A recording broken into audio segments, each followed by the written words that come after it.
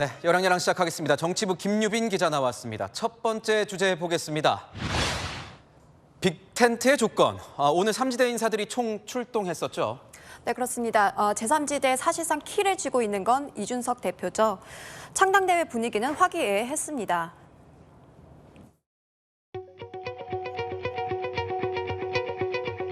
저는 오늘 저에게서 보여지는 이 온몸을 다한 축하의 의미 아시겠죠? 저희 어머니와 이름이 같으신 양양자 의원님. 우리는 이런 운명이라서 각자 당색을 오렌지색으로 골랐나 봅니다. 이낙연 전 대표도 이준석 대표랑 스킨십하면서 친밀감을 드러냈습니다. 네, 창당까지 마무리한 이준석 대표. 삼지대 빅텐트에 대한 분명한 입장을 밝혔다고요. 네, 이준석 대표 발언부터 한번 들어보시죠. 이미 지났다고 봅니다. 창당 과정이 설등과 겹쳐서 아주 순탄하진 않을 것으로 좀 보입니다. 비례대표는 예를 들어서 어떤 정당의 정책을 보고 유권자들이 투표해 주시는 경향이 강하기 때문에 그 선명성을 만약에 지켜야겠다고 판단한다면은 저는 비례대표는 다르게 선출하는 것이 옳다라는 그 개인적인 소신을 갖고 있습니다. 그러면서 창당 다음 날 합당하자고 하는 건 코미디가 아니겠냐. 그래도 통합 논의에는 성실하게 임할 계획이라고 말했습니다. 합당보다는 연대 그리고 비례대표는 따로 낸다 입장을 분명히 밝힌 거죠. 네, 그런데 그 이낙연 전 대표 출마 문제로도 이견이 있는 것 같던데요. 그렇습니다. 이낙연 전 대표 총선 출마를 권유하면서 나 같으면 인천 계양을 출마를 검토하겠다고 말했습니다. 이낙연 전 대표가 이재명 대표 피해자라는 상징성을 지녔기 때문이라는 설명인데요. 민주당을 탈당하고 제3지대에 합류한 의원들도 이낙연 전 대표에게 호남 출마를 압박하고 있습니다. 총선 출마도 선택지 중에 하나로 남겨주셨으면 좋겠고 호남 쪽으로 좀 가셔서 호남에서 신당의 바람을 좀 일으켜 주셨으면 좋겠다 하는 그런 생각을 갖고 있습니다.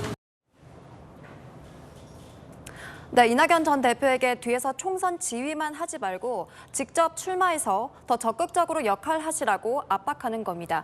이낙연 전 대표는 불출마 입장을 밝힌 뒤 아직까지는 발언을 안 하고 있는데 고민이 상당할 것으로 보입니다. 네, 제3지대 신경전 본격화되는 느낌입니다. 계속 지켜보도록 하죠.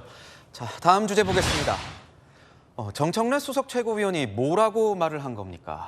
네, 바로 유감입니다. 정청래 최고위원이 어제 SNS에 박은식 국민의힘 비대위원을 비판했다가 곧바로 글을 삭제하고 유감 표명을 했습니다. 인용한 한 언론 보도가 오보였다는 게 드러나선데요. 네, 어떤 게 문제가 된 겁니까?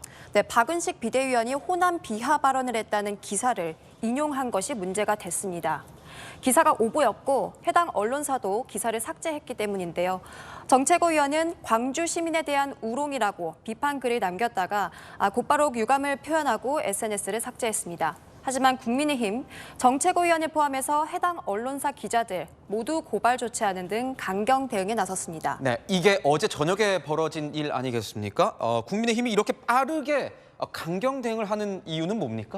네, 관련 보도와 SNS 모두 곧바로 삭제가 되긴 했지만요. 가짜 정보가 너무 많이 그리고 빠르게 번졌다고 보고 있고요.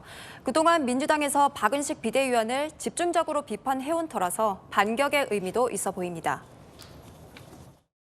김구 선생을 테러리스트로 매도하고 비하하는 삐뚤어진 역사관을 SNS에 적었습니다. 한동훈식 자리에 적격입니까?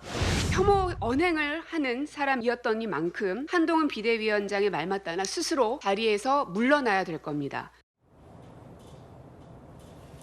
민주당도 이재명 대표 피습 이후에 가짜뉴스 근절 TF를 만들어서 유포자랑 전파자 모두 엄정 대응하겠다고 밝혔습니다. 선거가 가까워질수록 상호 공격 수위도 올라갈 수밖에 없을 텐데요.